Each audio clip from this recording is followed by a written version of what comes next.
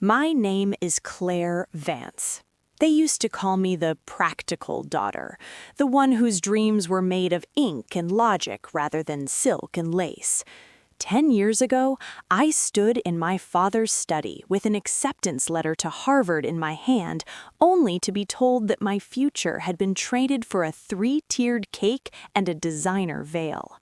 My parents decided that my sister's social climb was worth more than my education, dismissing my potential with a laugh that still echoes in my mind.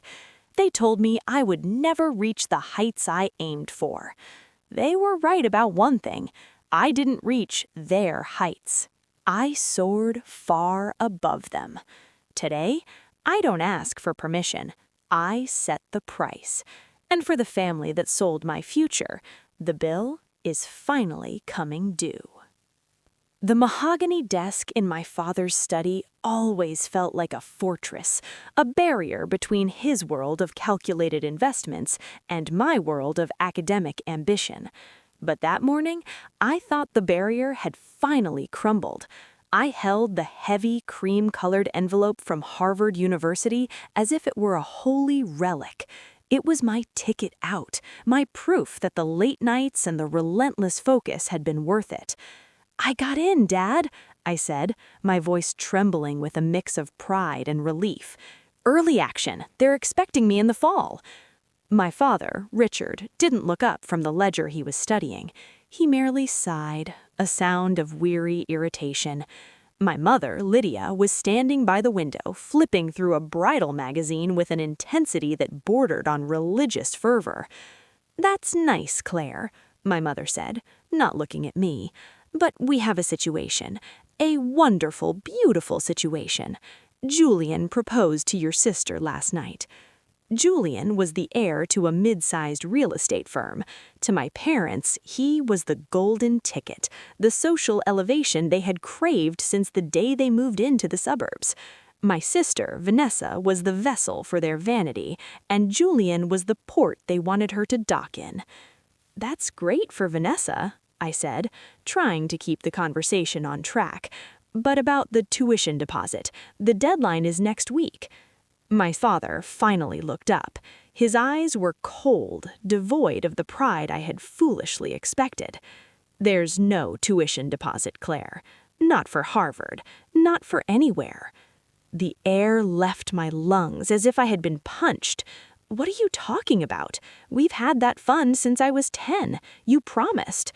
"Plans change," Richard said, closing his ledger with a final echoing thud. "Vanessa's wedding is going to be the event of the season. The plaza, the Vera Wang gown, the week-long celebration in Tuscany. It's going to cost every cent of the discretionary fund. And frankly, Claire, look at you. You're a bookworm. You'll spend 4 years and a fortune on a degree just to end up in some dusty office. Vanessa is securing our family's legacy. You're just a girl with a hobby." "Education isn't a hobby, Dad. It's my life." I felt the heat rising in my face, the stinging tears of betrayal. "You're stealing my future to pay for a party?" "Don't be dramatic," my mother snapped, finally closing her magazine. "You don't need Harvard to find a husband. You can work at your father's firm as a receptionist or take some night classes at the local college. You were always so focused on things that don't matter. You'll never achieve the kind of status Vanessa is about to have. Just accept that you're the quiet one, Claire, the one who stays behind." The one who stays behind. I looked at them, really looked at them. I saw 2 people who valued the shadow of wealth more than the substance of intellect. They didn't see a future CEO or a pioneer in data analytics. They saw a bill they didn't want to pay. "Fine," I said, my voice suddenly reaching a terrifyingly calm plateau. "Keep the money. Buy her the biggest diamond you can find. I hope it's bright enough to light up the hole where your hearts used to be." I walked out of the room, ignoring my mother's gasps about my disrespect. I went to my bedroom, packed a single suitcase with my books and my laptop, and left the house before dinner was served. I didn't have the tuition, but I had something far more dangerous, a singular burning focus. I didn't go to Harvard that year. Instead, I moved into a cramped studio apartment in the city, working 3 jobs, waiting tables by day, coding for a startup by night, and tutoring math on the weekends. I slept 4 hours a night. I ate ramen and apples.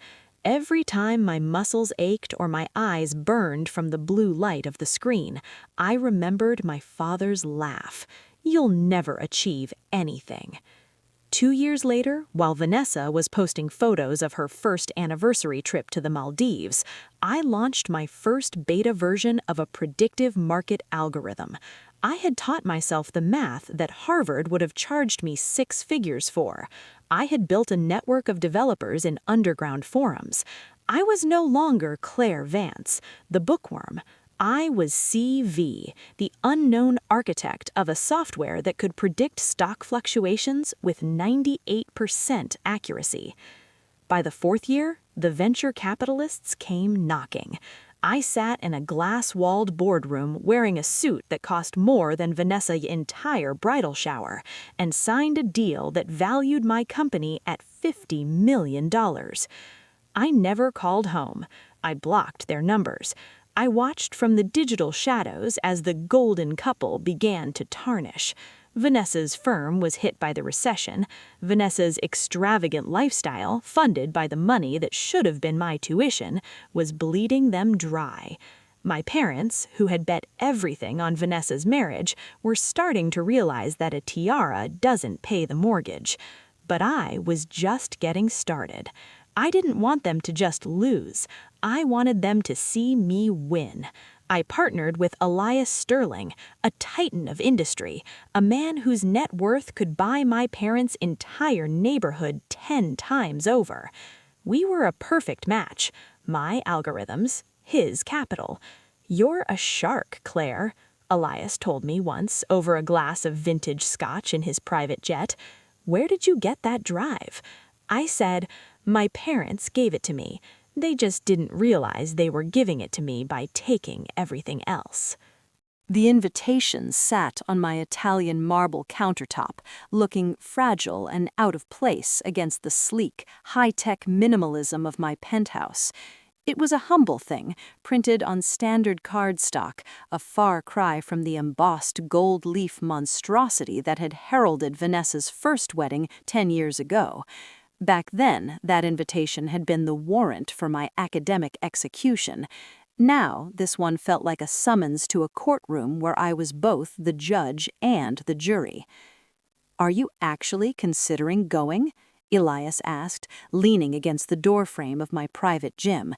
He was dressed in a tailored charcoal suit, looking every bit the billionaire partner the world knew him to be.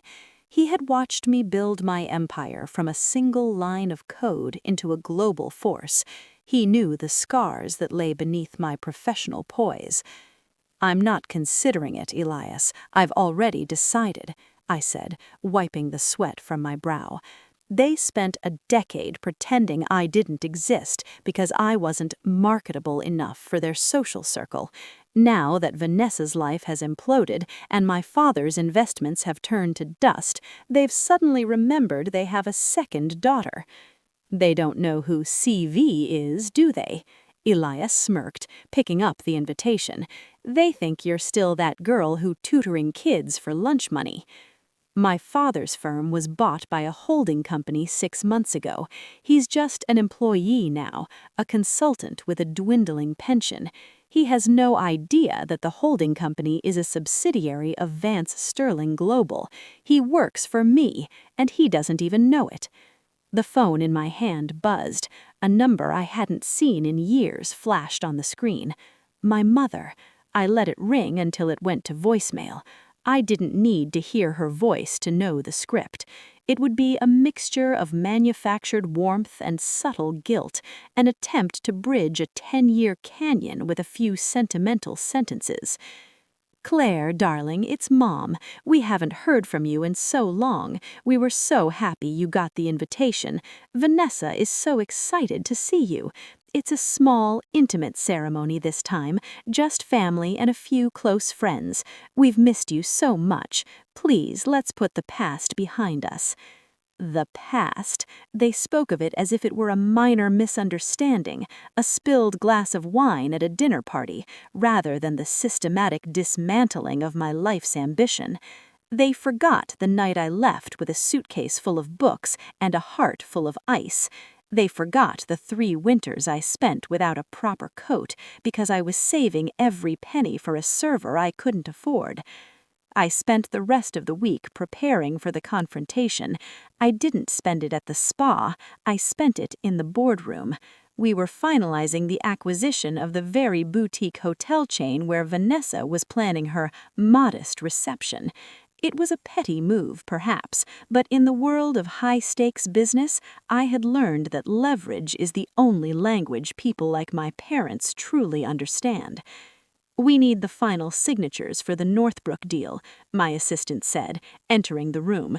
"And your dress for the weekend has arrived from Paris." "The black one?" I asked. "As you requested, subtle, elegant, and more expensive than the entire wedding budget." I looked at my reflection in the floor-to-ceiling windows. The city of Chicago stretched out beneath me, a grid of lights and possibilities. 10 years ago, I was a receptionist in a dusty office, exactly where my father said I belonged. Today, I was the one who decided which buildings stayed standing. The echoes of their dismissal still whispered in the back of my mind. "You'll never achieve anything. You're just the quiet one."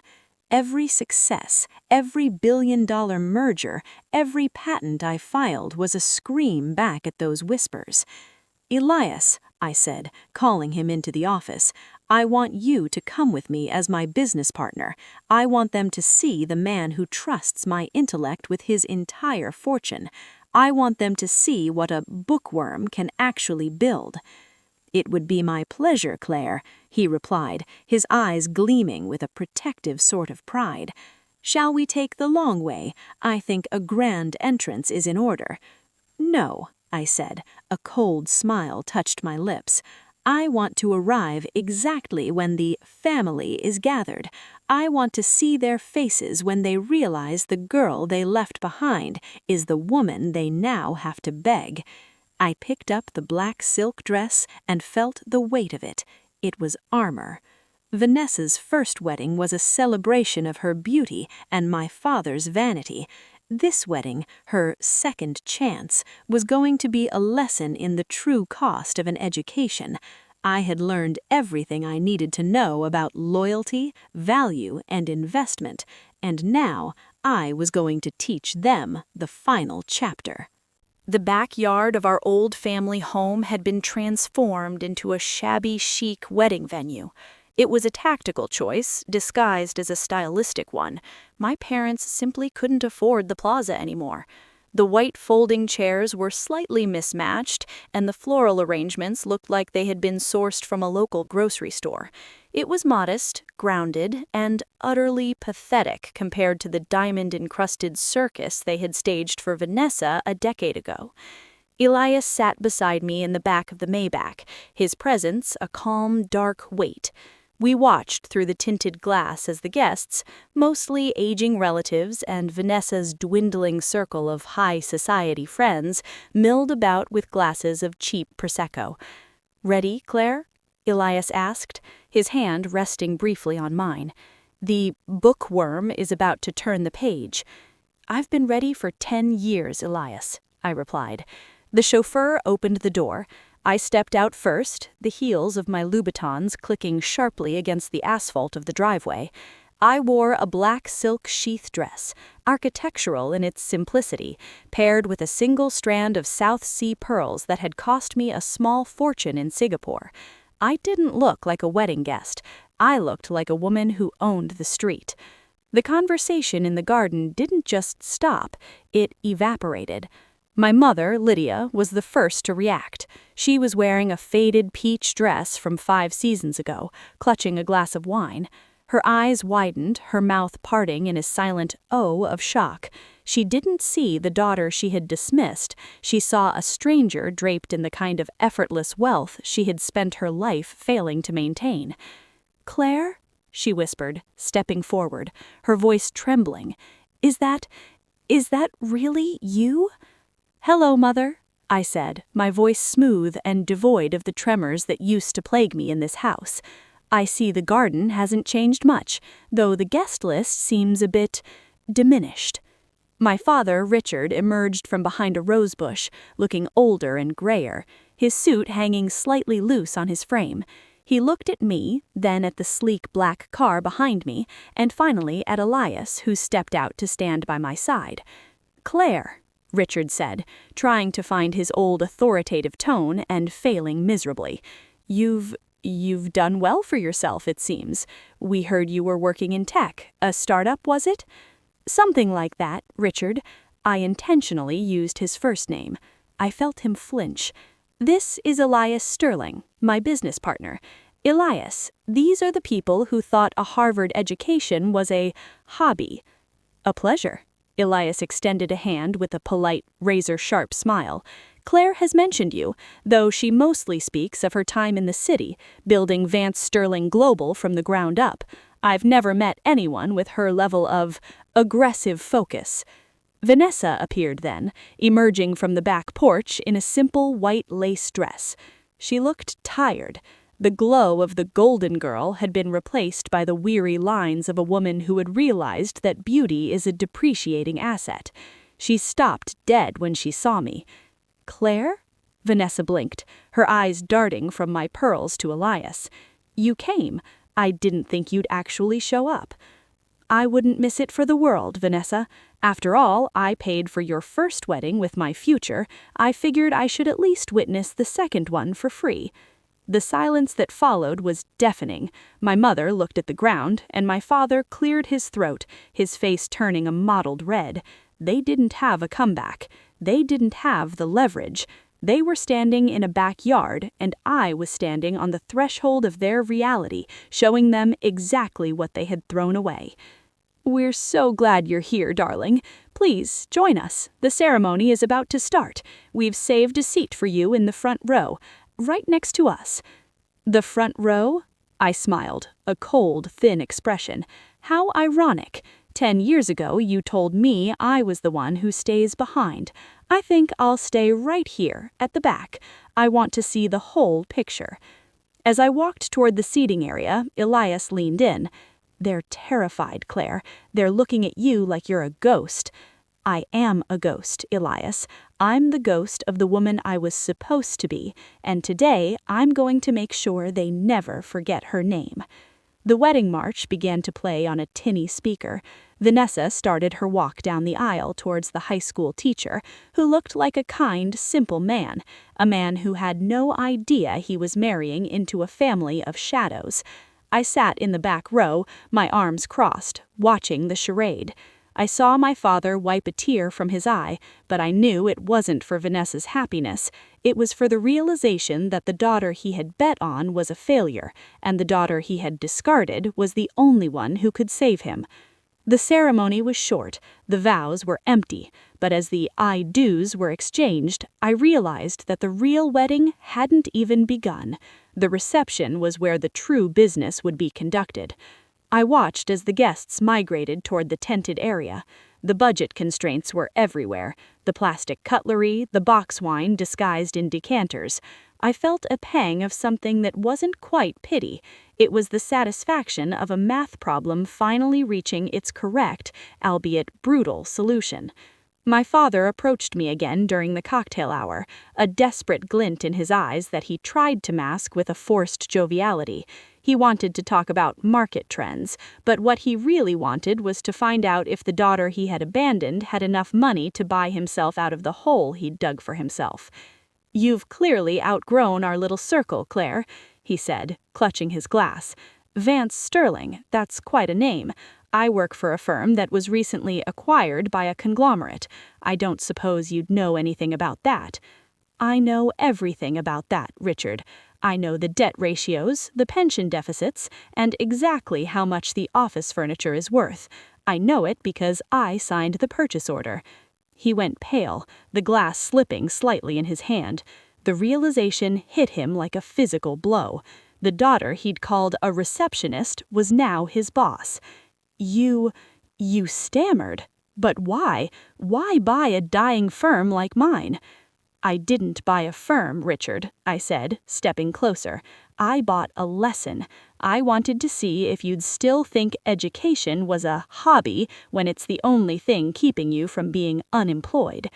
I walked away, leaving him frozen by the mismatched floral arrangements. The reception was just beginning, and I was just getting started. The reception was held under a white polyester tent that flapped dismally in the evening breeze. The dinner was a buffet-style affair, chicken that looked as dry as my father's bank account, and pasta that had seen better days. I sat at a table near the back, the black silk of my dress a sharp contrast to the faded pastels and cheap lace surrounding me. Elias sat beside me, his presence a silent, powerful anchor. He leaned in close, his voice a low rumble beneath the clinking of plastic forks. "Your father hasn't stopped looking at his hands since you told him about the firm," Elias whispered. "I think he's trying to calculate if he can afford to keep breathing." "He's calculating the interest on 10 years of arrogance, Elias," I replied, "and the rate is astronomical." My mother, Lydia, approached the table with a bottle of sparkling wine that smelled vaguely of vinegar. She was trying to smile, but it looked like a surgical incision. She was the one who had spent my tuition fund on a Vera Wang gown for a marriage that didn't last 3 years. She was the one who told me I didn't need Harvard to find a husband. "Claire, darling," she said, her voice high and brittle, "we were just talking about the cake. It's a local baker, very artisanal. We thought we'd have a few words from the family before we cut it.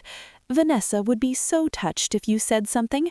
After all, you've traveled so far, in every sense of the word." She was fishing. She wanted a public acknowledgement, a sign that I was back in the fold, a hint that my bank account was now family property. She wanted the reconciliation to be as public as the rejection had been. "I'd be happy to, Mother," I said, standing up. The room went quiet as I walked toward the small makeshift stage where the high school teacher, Vanessa's new husband, David, stood looking bewildered. Vanessa sat next to him, her eyes fixed on her plate. She knew what was coming. She was the only one who remembered the look in my eyes the night I left. I took the microphone from the DJ, who was playing a tinny version of a jazz standard.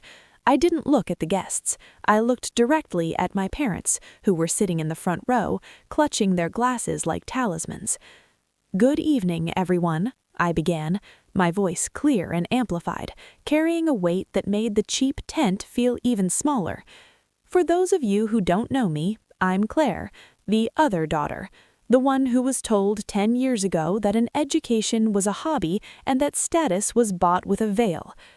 I saw my father flinch. My mother's smile vanished. "When Vanessa had her first wedding, the one that cost enough to fund a PhD program at Harvard, I wasn't invited to give a toast. I was the girl in the background, the one whose future was being auctioned off to pay for the centerpieces. But tonight is different. Tonight we're celebrating a modest wedding, a second chance." I turned to Vanessa. "Vanessa, I hope David gives you the stability that Julian's real estate empire couldn't, because as I've learned over the last decade, things built on other people's sacrifices tend to crumble. My parents sacrificed my intellect for your vanity, and look where we are today.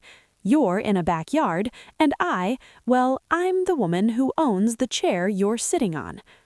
A collective gasp went up from the tables. The high society friends whispered behind their hands. "My father is worried about his firm. He's worried about the acquisition. He's worried about the conglomerate that bought his life's work for pennies on the dollar. Richard, I want you to know that the CEO of that conglomerate is very impressed with your consistency. You've consistently underestimated the value of an investment.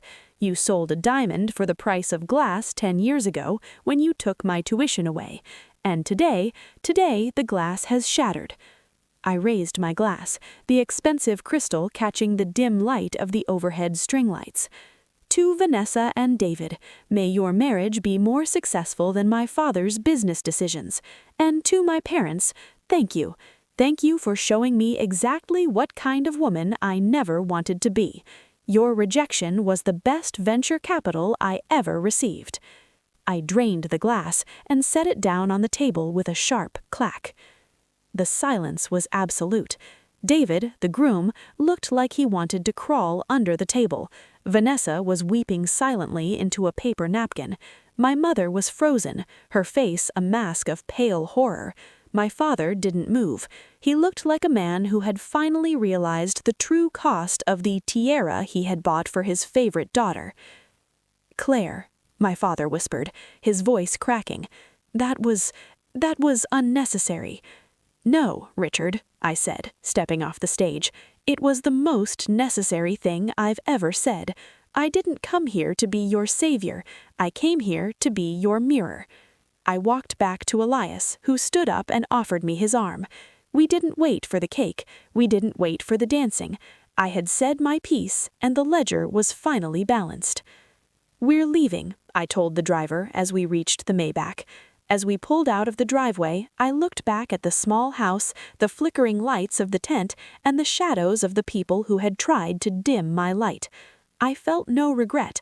I felt no anger. I just felt the cold, hard satisfaction of a project completed.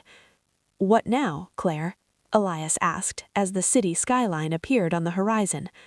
"Now," I said, leaning back into the leather seat, "we focus on the future. The past just finished paying its debt." I opened my laptop. There was a merger to finalize, a world to build, and this time I didn't need anyone's permission to be the smartest person in the room. The weeks following the wedding felt like the slow cooling of a volcanic eruption. I had left the backyard in a wake of shattered illusions, and the silence from my family had been absolute. I knew they were processing the trauma of the truth, or more likely they were desperately searching for a legal loophole to escape the reality that I now controlled their financial oxygen. I spent those days in my office on the 82nd floor, surrounded by the humming quiet of high-frequency servers and the cold elegance of brushed steel. I was looking at a digital map of our latest acquisition, my father's firm, Vance Property Holdings. It was a mess. Years of nepotism, stagnant thinking, and over-leveraged assets had turned what was once a respectable local business into a hollowed-out shell. My father had spent money he didn't have to maintain a lifestyle he couldn't afford, all while believing his status would protect him from the laws of economics. "He's downstairs," Elias said, stepping into my office without knocking. He looked at me with a mixture of concern and professional curiosity. "He's been sitting in the lobby for 3 hours. He didn't make an appointment, of course. He still thinks the name Vance on the building across the street entitles him to a private elevator here." "How does he look?" I asked, not turning away from the window. "Frayed, like a suit that's been dry cleaned too many times. He told the receptionist he was here to see the CEO to discuss a strategic error in the merger. He still hasn't said your name, Claire." "Let him up," I said, a cold pulse of anticipation thrumming in my veins. "And Elias, stay. I want a witness to the final audit." When the doors to my private office slid open, the sound was nearly silent, a hiss of expensive air. My father walked in, but it wasn't the man who had slammed the ledger shut 10 years ago. This Richard Vance was diminished. His shoulders were slumped, and the gray in his hair seemed to have spread to his skin. He stopped in the center of the room, his eyes traveling over the original Basquiat on the wall, the floor-to-ceiling view of the lake, and finally, me. I didn't stand up. I sat behind my desk, a monolithic slab of black obsidian that reflected nothing. "Claire," he said, his voice stripped of its old resonance. "This office, it's impressive. I suppose I should congratulate you on the Vance Sterling branding. It's a bold choice to put our name first." "It's not our name, Richard," I said, my voice as flat as the horizon. "It's my name. The Vance in this company stands for the woman who built it from a studio apartment while you were busy buying silk napkins for a wedding. You're not here for congratulations. Why are you here?" He cleared his throat, looking at Elias, then back at me. He reached into his briefcase and pulled out a manila folder, the same kind he used to carry when he felt important. "There's been a mistake in the restructuring plan sent to my office. The HR department has flagged my position as redundant. They're offering me a severance package that is, frankly, insulting. I've spent 30 years building that firm. I assumed you'd want a senior advisor with institutional knowledge." Institutional knowledge? I leaned forward, the light from the window catching the sharp angles of my face. "You mean the knowledge of how to lose $4 million in the 2024 downturn? Or perhaps the knowledge of how to use company credit lines to pay for Vanessa's second divorce lawyer? I've seen the books, Richard. Every cent of the redundancy is a result of your personal incompetence." "I did what I had to do for the family," he snapped, a flash of his old temper sparking in his eyes. "Vanessa was in trouble. Your mother was distraught. I thought if I could just bridge the gap until the next big deal." "You didn't bridge a gap, you dug a grave," I interrupted, "and you expected me to fall into it. 10 years ago, you told me I was a bookworm. You told me I was the quiet one who stayed behind. You prioritized a party over my brain. Now that brain has analyzed your life's work, and the verdict is clear. You are a liability." He sat down in the guest chair, uninvited. He looked defeated. "Is this what you wanted? To see me beg? Fine, I'm begging. Your mother is terrified we're going to lose the house. Vanessa's new husband is a good man, but he doesn't make enough to support her lifestyle. We need the salary. I need the title, just for another year, until I can retire with some dignity." Dignity is earned, not granted as a family favor. I pulled a document from my drawer and slid it across the obsidian desk. "This is your new contract. It's not for a senior advisor. It's for a junior consultant role, focusing on historical data archiving. You will have no voting rights, no corner office. Your salary will be exactly what a first-year receptionist makes, the same position you told me I should be grateful for." He looked at the paper as if it were a poisonous snake. "You can't be serious. This is a public humiliation." "No, Richard. Humiliation was being the only person in my high school class who couldn't attend her dream university because her father preferred a 3-tiered cake to a degree. This is just symmetry.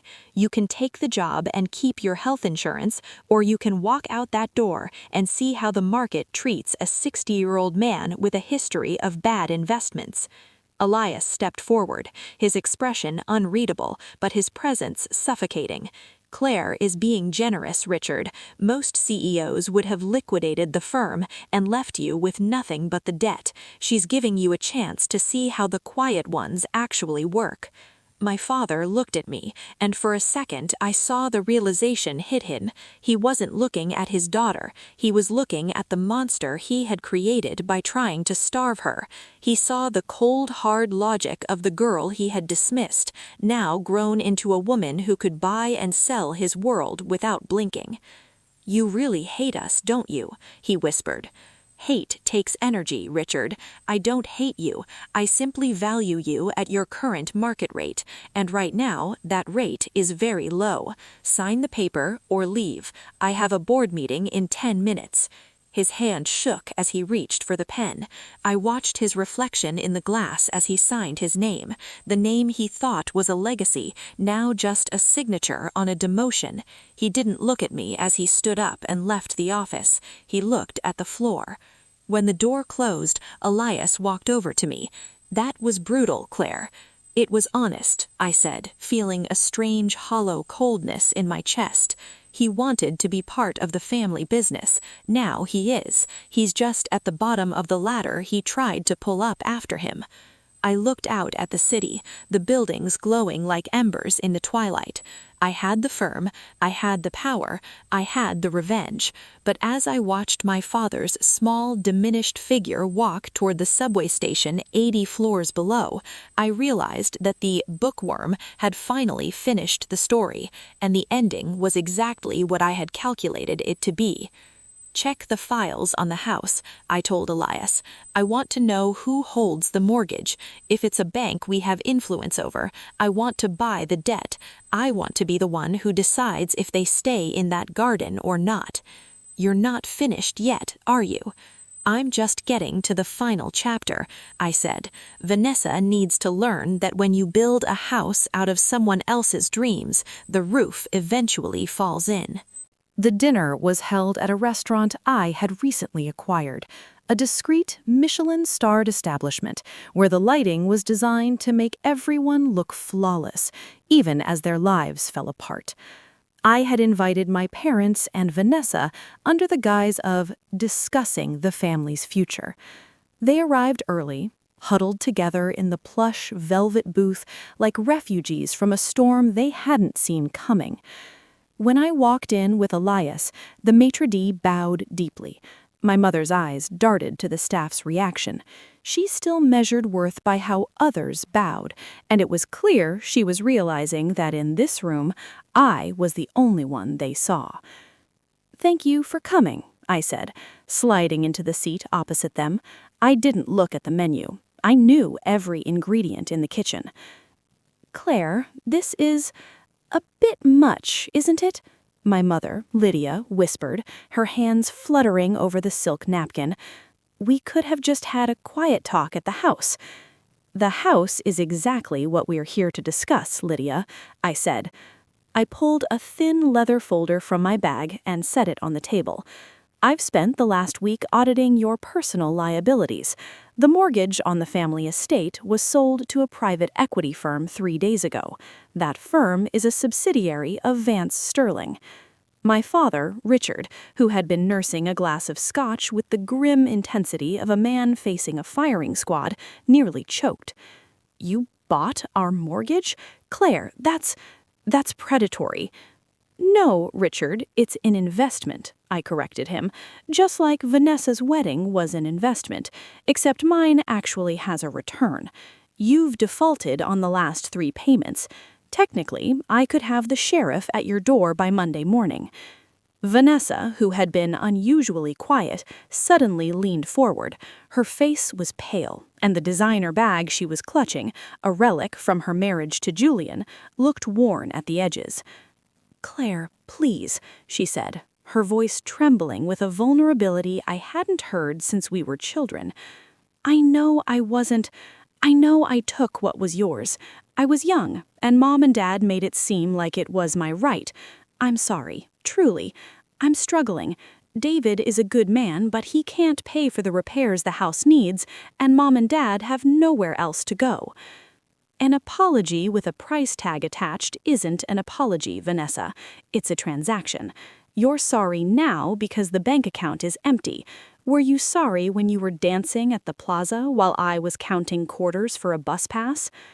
"We made a mistake," my mother cried, drawing looks from the nearby tables.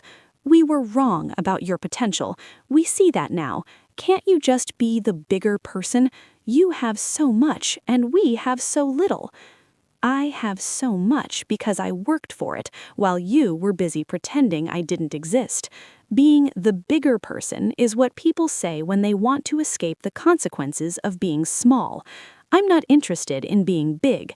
I'm interested in being just." I opened the folder. "Here is the proposal. I will not foreclose on the house. In fact, I will pay off the remaining balance and put the title in a trust. But there are conditions. Richard, you will continue in your junior role until you reach 65. Lydia, you will resign from all your social boards, most of which I fund anyway, and focus on managing the household without a staff. And Vanessa," I looked at my sister, "you will go back to school. I've prepaid a 2-year accounting program at the local community college. You will earn a degree, and you will work in the billing department of one of my logistics firms. You will earn your own living, just as I did." The silence at the table was heavy. My parents looked at each other, the weight of their new reality sinking in. I wasn't giving them a handout, I was giving them a curriculum. "You want us to be your servants?" he hissed. "I want you to be productive. I'm giving you a roof and a chance to regain some semblance of self-respect. If you refuse, the foreclosure proceeds. You have 24 hours to decide." Elias stood up, signaling the end of the meeting. "The car is waiting, Claire." As we walked out, I heard Vanessa sob. It was a jagged, ugly sound. 10 years ago, her tears would have broken me. Today, they sounded like a closing ledger. "You're making them work for their survival," Elias said as we stepped into the cool night air. "Most people would say that's cruel. Most people didn't spend 3 years eating 1 meal a day so they could afford a textbook. I'm not being cruel, Elias. I'm giving them the education they told me I didn't need. It's the most expensive gift I've ever given." I looked up at the stars, feeling the cool wind on my face. The house was mine. The firm was mine. Their futures were mine. I had spent a decade building a fortress, and now I was the one deciding who got to step inside. "One more part, Claire," Elias said. "The final audit." "Tomorrow," I said. "Tomorrow we see if they sign." The keys to the family estate felt heavy in my pocket as I pulled up to the curb. I hadn't spent a night in this house for over a decade. To the world, it was a valuable piece of real estate, a trophy of my corporate conquest. To me, it was a museum of silence and stifled dreams. My parents had already signed the agreement. They were currently staying at a modest hotel while professional organizers, my employees, stripped the house of the clutter that years of vanity had accumulated. I walked through the front door, the click of my heels echoing in the foyer. The grand chandelier, once the centerpiece of Vanessa's debutante ball, was covered in a layer of fine dust. The house felt smaller, shabbier. Without the constant hum of caterers and the artificial light of parties, it was just an old building with failing plumbing and creaking floorboards. I climbed the stairs to the second floor, bypassing the master suite and Vanessa's sun-drenched balcony room. I stopped at the end of the hall, in front of a narrow door that led to what was once my bedroom, the bookworm's lair. I expected it to be empty, or perhaps turned into a storage closet for Vanessa's old evening gowns, but as I pushed the door open, the air smelled of old paper and cedar. The room was exactly as I had left it. My old desk, a cheap plywood thing I'd bought with babysitting money, was still in the corner. My bookshelves were still lined with the textbooks I couldn't take with me that rainy night. But there was something new. On the desk sat a thick, leather-bound scrapbook I didn't recognize. I sat on the edge of the narrow bed and opened it. Inside were hundreds of newspaper clippings, every mention of CV in the tech journals, every blurred paparazzi photo of me leaving a boardroom, every quarterly earnings report from Vance and Sterling Global. They were all meticulously cut out and dated. In the margins, in my father's cramped, precise handwriting, were notes. "She's doing it. She's using the Fibonacci sequence I taught her when she was 6. $50 million valuation. My God, Claire, you're brilliant. The acquisition is official. I'm working for my daughter. I deserve every bit of this irony." At the very back of the scrapbook, tucked into a pocket, was an old, yellowed check. It was dated the same week I had been rejected from Harvard. It was made out to the university for the full amount of my first year's tuition. Across the front, in bold red ink from the bank, was the word, "Canceled, insufficient funds." I stared at the check, my heart hammering against my ribs. I turned the page and found a letter, never sent, addressed to me. "Claire, I failed you long before I told you no. The firm was already collapsing 10 years ago. I made a series of disastrous bets, and by the time your acceptance letter arrived, there was nothing left. I chose to pay for Vanessa's wedding because the Julian merger was the only thing I thought could save us. I traded your future for a desperate gamble, and I lied to you because I couldn't admit I was a failure. I told you you wouldn't achieve anything because I was terrified that if you tried, you'd realize I had nothing to give you. I'm sorry. Watching you build your empire from the ruins I left you is the only pride I have left, even if I have to admire you from the shadows. I felt a hot, sharp tear track down my cheek. For 10 years, I had fueled my success with the belief that my father was a villain who chose vanity over my intellect. The truth was more pathetic. He was a coward who chose a lie over the truth. He hadn't withheld the money because he didn't value me. He had withheld it because he had already lost it. He never told me, I whispered to the empty room. He let me hate him so he wouldn't have to admit he was broke. I stood up and walked to the window, looking out at the backyard where the shabby chic wedding had taken place. I saw my father, Richard, standing near the overgrown rose bushes. He didn't know I was here. He was just looking at the house, his shoulders hunched, looking like a man who was finally ready to be a ghost. I realized then that my revenge was complete, but it was hollow. I had broken them, but I had also misunderstood the nature of their breakage. My mother had been a victim of her own shallow expectations, and my father had been a victim of his own pride. Vanessa was just the collateral damage of their collective delusion. I picked up the scrapbook and the canceled check. I walked down the stairs and out into the garden. Richard turned as he heard my footsteps. He looked terrified, expecting another lecture, another cold assessment of his market value. "I found the book, Richard," I said, holding it up. He went pale, his eyes darting away. I wasn't supposed to leave that there. I meant to take it to the hotel. It's just nonsense. Sentimentality from a man who has no right to it. Why didn't you tell me you were bankrupt 10 years ago? Why let me leave thinking you didn't believe in me? Because if I told you the truth, you would have stayed. You would have worked for me. You would have tried to save me. And I knew even then that you were meant for something much bigger than a failing property firm. I let you hate me because I knew that hate would get you further than my pity ever could. I looked at the canceled check in my hand. It was the proof of his failure, but it was also the catalyst for my success. "The junior consultant position is canceled." He flinched, closing his eyes. "I understand. I'll pack my things." "No," I said, stepping closer. "You're retired, Richard, effective immediately. I'm setting up a private foundation for academic scholarships, the Claire Vance Endowment. I want you to run the selection committee. I want you to find the girls who have the brains but not the funds, and this time the checks will never bounce." He looked at me, his eyes filling with tears. "Claire, I don't deserve that." "You're right," I said, giving him a small, sad smile. "But the quiet one doesn't just settle scores. She builds something better. Now go find Mom. We have a lot of work to do on this house before we put it on the market. We're moving to the city, all of us." I turned and walked back toward my car, leaving him standing in the garden. For the first time in 10 years, the air didn't feel cold.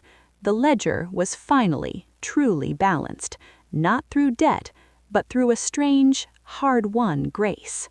The grand opening of the Vance Sterling Global Headquarters was not a gala for the elite.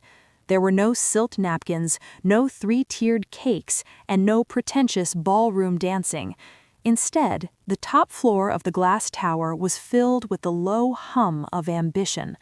I had invited the first 50 recipients of the Claire Vance Endowment, young women from across the country who, like me, had been told that their intellect was a hobby. I stood by the floor-to-ceiling windows, watching the sun set over the city. Beside me, Elias held 2 glasses of vintage champagne.